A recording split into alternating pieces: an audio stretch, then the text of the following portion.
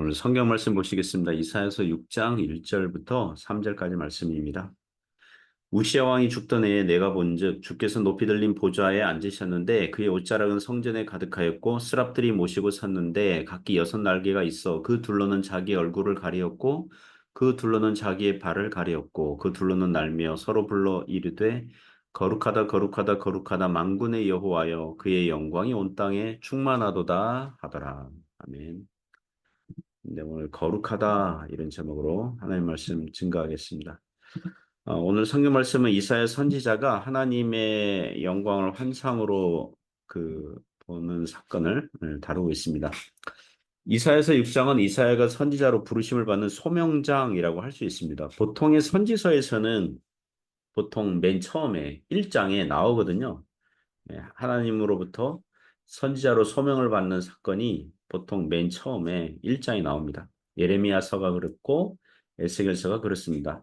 그러나 이사야서는 6장에 와서야 선지자로 소명받는 사건을 다루고 있습니다. 그러니까 1장부터 5장이 당시 남유다 그 왕국이 타락이 심하니 하나님의 급하게 책망을 받는 내용을 먼저 다루다 보니 이 소명장이 뒤로 밀렸다고 봅니다. 그리고 6장부터 12장까지가 이사야의 그 소명 이후에 그 발생하는 사건들로 이루어져 있으니까 또 이사야서 6장이 그 12장까지의 그 내용들의 서론격이라고 할 수 있습니다. 몇 가지 교훈으로 은혜를 나누고자 합니다.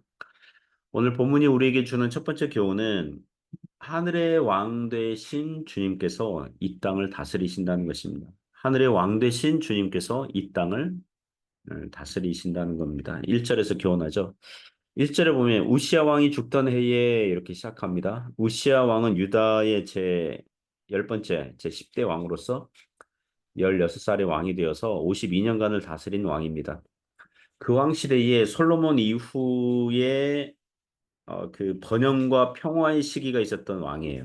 하나님께서 그 왕을 축복하셨는데 그 왕이 나중에 교만해져 가지고 제사장들이 해야 되는 제사장들이 성전에 들어가서 분향하는 일을 대신 왕이 하겠다고 들어갔다가 나병에 걸려서 이 통치 막바지 한 10년 정도는 별궁에 거하였고 그의 아들 요담이 공동 통치를 하게 됩니다.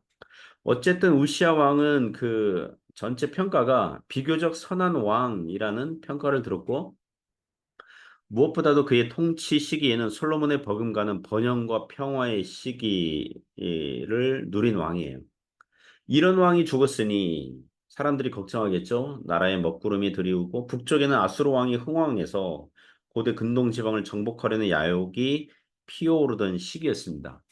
이렇게 걱정하는 백성들이 많았을 것 같습니다. 아, 우시아 왕이 죽었으니 그 능력이 많은 왕이 죽었으니 이제 유다 나라는 안 될 거고 힘들 거야. 어려움을 겪을 거야. 이런 비관적이고 부정적인 전망들이 있었을 것입니다. 그런 시대에 이사야가 환상을 본 겁니다.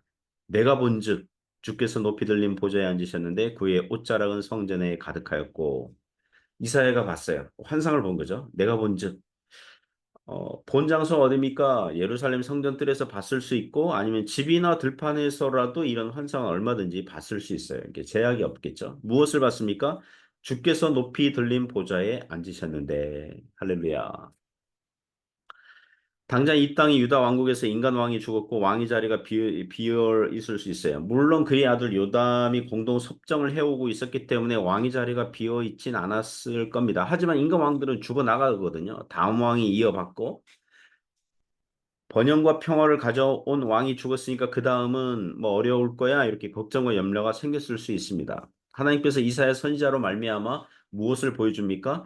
인간 나라, 세상 나라 보좌는 그 주인이 바뀔 수 있어요. 인간 왕들은 죽어 나갈 수 있어요. 그러나 저 높이 들린 하늘 보좌에서는 주께서 앉아 계시고 변함이 없다는 것을 알려주고 있다는 것입니다.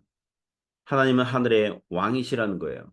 우리가 주기도문에서 하늘에 계신 우리 아버지요라고 합니다. 하늘에 계시다는 것은 그 하늘이 이 땅을 통치하는 보좌가 있기 때문이고 하나님께서 믿는 성도들의 아버지시라면 전능하신 하나님께서 우리의 아버지시라면 믿음으로 살고 있는 성도들은 이 땅의 것들 때문에 걱정하거나 염려할 것이 없다는 것입니다. 성경에서 아무것도 염려하지 말고 모든 일이 기도와 간구로 하나님께 감사함으로 아뢰라는 이유가 다 여기 있는 것입니다. 그리고 그의 옷자락은 성전에 가득하였다고 합니다. 여기서 옷자락은 하나님의 임재와 영광이 충만한 모습을 보여주고 있죠. 하나님의 입으신 옷이 얼마나 크기에 옷자락만으로 성전 바닥을 다 가리고 있었습니다. 물론 이것은 신인 동형론적 표현이라고 그래서 이사야와 또 우리의 수준의 이해의 수준에 맞추어 하나님의 모습을 일종의 성육신하여 낮추어 주셔서 이제 보여주신 거죠. 만일 이사야 선지자를 인터뷰할 수 있다면 이렇게 했을 거예요. 하나님, 당신은 하나님을 봤습니까? 그럼 이사야 선지자가 네, 저는 하나님을 봤습니다. 이렇게 말할 겁니다. 그러니까 하나님은 어떻게 생기셨습니까? 어떤 모양입니까? 그러면 그는 이렇게 얘기할 겁니다. 네, 그분의 옷자락이 성전에 가득한 것을 봤습니다. 애당초 하나님의 존재의 본질, 영이신 하나님을 볼 수 있는 사람은 없어요. 하지만 하나님께서 사람이 볼 수 있는 수위로 낮추어 주셔서 보여주셔가지고 볼 수 있는 거예요. 모세가 하나님의 등을 봤다는 것도 여기에 해당합니다. 그리고 하늘 보좌가 있는 곳이 성전이라고 그랬어요. 즉 하나님의 왕국은 성전이라고 할 수 있습니다. 당장 1절에서 하나님께서 보좌에 앉으셨으니 왕이라는 이미지로 말씀하고 있고 동시에 그의 옷자락은 성전에 가득하다고 하다고 하셨으니 제사장 이미지로 말씀하고 있습니다. 공교롭게도 요한복음 12장 41절에서 이사야가 본 것은 그리스도의 영광이다 이렇게 얘기합니다. 즉 여기서 이사야가 왕으로 그리고 제사장으로 오실 그리스도를 미리 봤다고 하여도 맞는 것입니다. 우리가 이 세상의 일로 걱정하고 염려할 것이 많다면 우리가 고개를 떨구고 뭐 기운 없이 살 수 있죠. 성도들이 시험에 들면 믿음이 약해질 수 있습니다. 그렇다면 우리가 이사야처럼 뭐 환상으로 주님을 볼 수 있다. 지금 시대는 그렇지 않죠. 신약 시대는 오직 말씀을 통해서 이런 교훈을 얻을 수 있습니다. 우리에게는 하늘의 높이 들린 보좌에 주님께서 앉아 계시고 그의 옷자락은 성전에 가득하다는 것을 우리가 알 수 있습니다. 거기에서 위로를 받을 수 있습니다.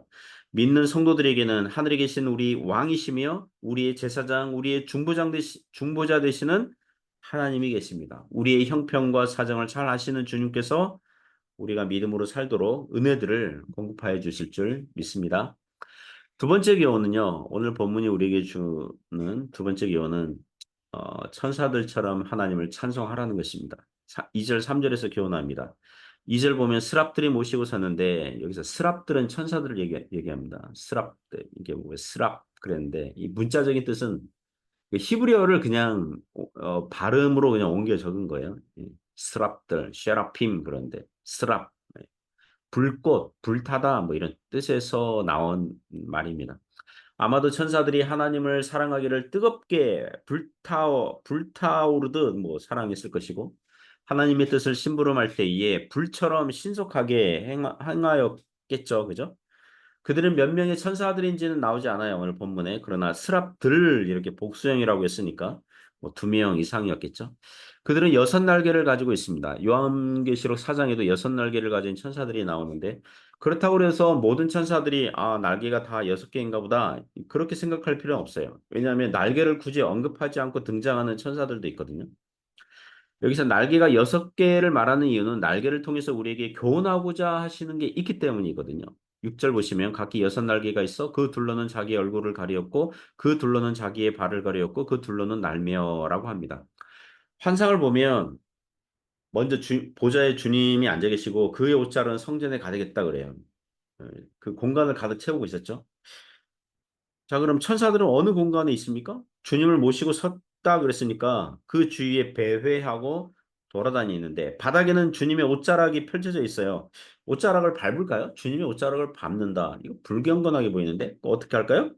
날개가 있어요. 날면서 주님 곁에서 얼마든지 수종들 수 있어요. 날개 한 쌍은 얼굴을 가렸어요. 감히 하나님의 영광을 볼 수 없다는 거죠. 천사마저 하나님을 두 눈으로 똑바로 볼 수 없어요. 예, 너무 영광스러우시니까. 그리고 날개 한 쌍으로는 발을 가렸다 그랬어요. 여기서 발은 몸 전체를 대표하는 몸의 신체라고 할 수 있습니다. 즉, 몸 전체를 가렸다 이렇게 봐도 돼요. 몸 전체를 가렸다. 이게 하나님 앞에 겸손함의 태도인 거죠. 그리고 나머지 날개 한 쌍으로 날았다, fly, 날았다. 천사가 날았다, 날고 있다. 이건 봉사한다, 하나님의 뜻을 행하고 있다. 뭐 이런 뜻이겠죠. 어떤 면에서는 천사가 그 행동과 태도로 이미 하나님을 경외하고 예배하고 경배하고 존중하고 있는 거죠. 그리고 날개 한 쌍으로는 봉사하고 수종 들고 있는 것입니다. 우리들의 많은 행동과 태도의 대부분은 하나님을 경외하고 예배하고 경배하고 존중해야 될 줄 믿습니다. 우리의 얼굴과 몸을 가려야 돼요. 우리의 이름이 드러나기를 원하거나 뭐 우리를 알아주어야 뭐 우리가 생색을 내거나 허세 부리거나 그게 아니라 모든 것을 하나님의 은혜 덕분으로 알고 겸손하게 감사함으로 살아야 되겠죠. 그리고 천사들은 하나님을 찬송합니다. 3절 보시면 서로 불러 이르되 일종의 돌림 노래를 했다는 거죠. 이 주거니 받거니 교창이라고 그러죠. 주거니 받거니. 이전 성경에는 창화하여 이르되 이렇게 나오는데 개역 개정판에는 서로 불러 이르되 이렇게 돌림 방식으로 여기서 천사들이 하나님을 아는 지식이 있었다는 걸 알 수 있습니다. 노래 부르려면요. 찬송의 대상이 되시는 하나님을 알지 못하고는 노래 부를 수 없어요. 무엇이라고 부릅니까? 거룩하다 거룩하다 거룩하다 만군의 여호와여 그의 영광이 온 땅에 충만하도다. 할렐루야. 거룩하다 이걸 3번 반복해요. 요한계시록 4장에도 천사들이 찬양하는 장면이 나오는데 거룩하다 이 3번 반복해요. 거룩하다를 3번 반복한다는 것은 최상급 표현입니다. 최상급 표현이에요. 초대교회 교부들 중에 이게 거룩하다 이걸 어떻게 해석했냐면 초대교회 교부들뿐만 아니라 오늘날 어떤 성경학자들은 천사들이 거룩하다 이 3번 이렇게 부른 것은 하나님께서 삼위일체 하나님이시니까 성부, 성자, 성령님의 각 위격에게 부르다 보니까 3번 불렀다 이렇게 해석하는 분들이 있더라고요. 일리가 있습니다. 그러나 무엇보다도 강조하려는 거죠. 하나님의 어떤 속성을 강조하고 싶은 것입니까? 거룩하심. 우리 하나님은 영적으로 도덕적으로도 거룩하신 하나님. 이 세상 죄와 타락과 흠으로부터도 따로 무한한 거리를 두시는 거룩하신 하나님. 이 구절만으로도 우리에게 교훈하는 거죠. 성도들은 어떻게 살라는 것입니까? 거룩하게 살라는 것입니다. 레위기서 19장 2절 보시면 너희는 거룩하라 이는 나 여호와 너희 하나님이 거룩함이니라. 하나님께서 거룩하시니까 도덕적인 성품 거룩하시니까 성도들도 거룩하게 살라는 것입니다. 그리고 우리 하나님은 만군의 여호와, 만군의 여호와여. 그 만군의 여호와에는 전능하신 하나님이란 뜻이잖아요. 만군, 이 천군 천사를 다스리고 사용하시는 이 세상 모든 만물을 주님 뜻대로 다 사용하시고 움직이시는 하나님. 그런 하나님은 전능하신데 우리가 하나님을 이 세상에 난폭하고 잔인한 폭군처럼 생각하지 않는 이유는 그분이 거룩하신 분이시기 때문에 우리 하나님은 전능하시고 무한하시고 거룩하신 하나님이신 줄 믿습니다. 그러므로 온 땅에 하나님의 영광이 충만하도다. 하나님의 통치가 임하지 않는 곳이 없는 거죠. 하나님께서 다스리는데 하나님이 약하셔서 부족하셔서 하나님의 통치가 도달하지 못해서 이 세상이 지들 마음대로 활동하고 움직이고 역사되고 그런 것은 없다는 것입니다. 하나님의 통치가 미치지 않는 곳이 없습니다. 그러므로 우리들은 하나님께 영광을 돌리며 살아야 될 줄 믿습니다. 하나님의 영광을 돌리는 가장 좋은 방법, 그것은 거룩한 백성으로 살아가는 거예요. 사랑하는 성도 여러분, 우리 입술에서 찬양하고 신앙 고백이 있다면 우리 생활에서도 거룩한 삶으로 하나님께 찬양을 올려야 될 줄 믿습니다.